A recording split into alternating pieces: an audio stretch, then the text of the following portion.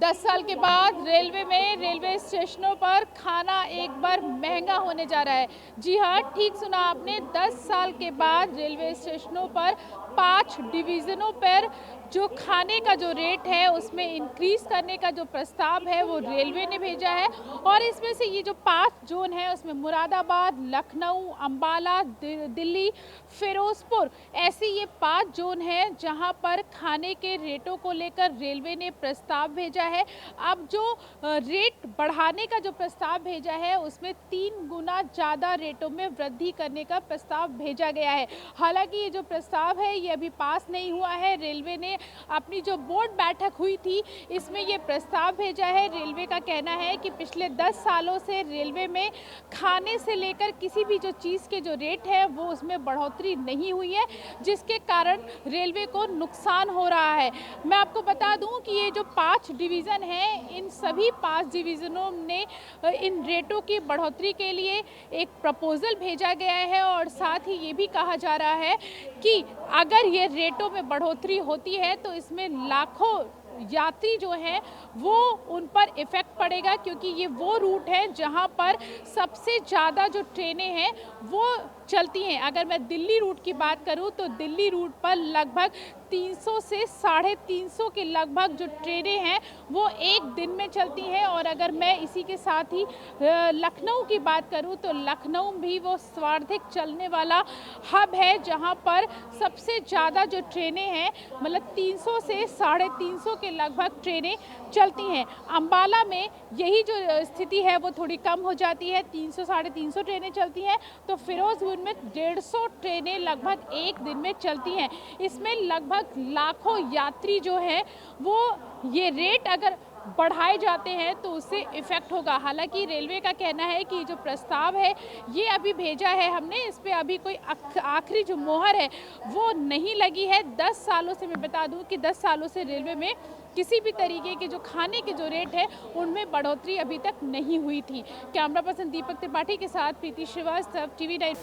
जी, दिल्ली में हमारा उत्तर रेलवे का मुख्यालय है। वहाँ से सारे 5 मंडलों को एक चिट्ठी आई हुई है जहाँ पे ये कहा गया है कि हम लोग एक सर्वे कंडक्ट करें जिससे हम ये निर्धारण कर सकें कि क्या प्राइस होना चाहिए, और उस हिसाब से हम लोग वही प्रस्ताव बना के यहाँ से भेजेंगे, जिस पर निर्णय बाद में लिया जाएगा सक्षम स्तर पर कि रेट जो भी अला कार्ट आइटम्स के हैं वो रिवाइज होंगे कि नहीं होंगे। सर, किस तरीके से आप लोग सर्वे करेंगे?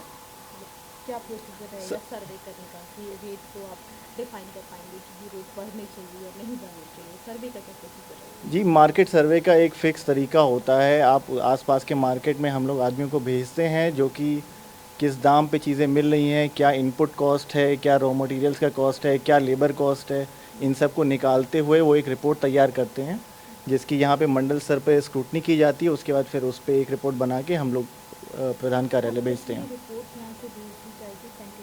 ये जल्द से जल्द ये रिपोर्ट यहाँ से चली जाएगी। सर्वे का काम जैसे ही हम लोग यहाँ पे ख़त्म करते हैं, ऑलरेडी हम लोग लोगों को भेजने की तैयारी कर रहे हैं। जैसे ही रिपोर्ट आ जाती है फील्ड से हम लोग के पास में, हम यहाँ पे एक रिपोर्ट तैयार करके तुरंत हम इसको मुख्यालय भेज देंगे। खाने के सामान रेलवे में बढ़ेगा या नहीं बढ़ेगा, ये आखिरी फैसला ये आखिरी फैसला बोर्ड का होता है ये।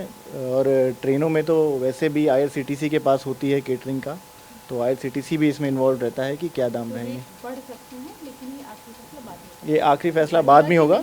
हाँ, बढ़ना है कि नहीं बढ़ना है ये उसी सर्वे रिपोर्ट को जब एक साथ पूरे देश से या पूरे 5 मंडलों से जब रिपोर्ट पहुंच जाएगी तो सक्षम स्तर पर ये फैसला लिया जाएगा कि रेट बढ़ाए जाएंगे कि नहीं बढ़ाए जाएंगे। सर्वे रिपोर्ट मांगी गई है रेट बढ़ाने के लिए, क्या कारण है या क्या लगता है आपको कि क्यों मांगी गई है कि रेट बढ़ने चाहिए या नहीं बढ़ने चाहिए, क्यों मांगी गई है? देखिए, जैसा आपने पहले भी कहा था कि पिछले 10 वर्षों में नहीं बढ़े हैं खाने के दाम, तो आप भी ये समझते होंगे 10 वर्ष पहले किसी चीज़ का जो भी दाम था, अगर उसी दाम में आप एक्सपेक्ट करें कि अभी भी आपको मिले और उसी सेम गुणवत्ता पे मिले तो ये संभव नहीं है।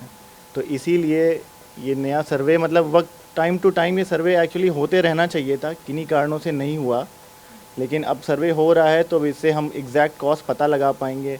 इकॉनमी के लिए भी अच्छा है, प्लस यात्रियों के लिए भी हमारे अच्छा है कि उचित गुणवत्ता वाली चीज़ें उनको मिल पाएंगी। क्योंकि अगर अभी हम बहुत कम दाम रखते हैं तो वेंडरों के लिए भी खासी मुश्किल हो जाती है कि अच्छी क्वालिटी का सामान वो लोग उस दाम पे यात्रियों को दे पाएँ।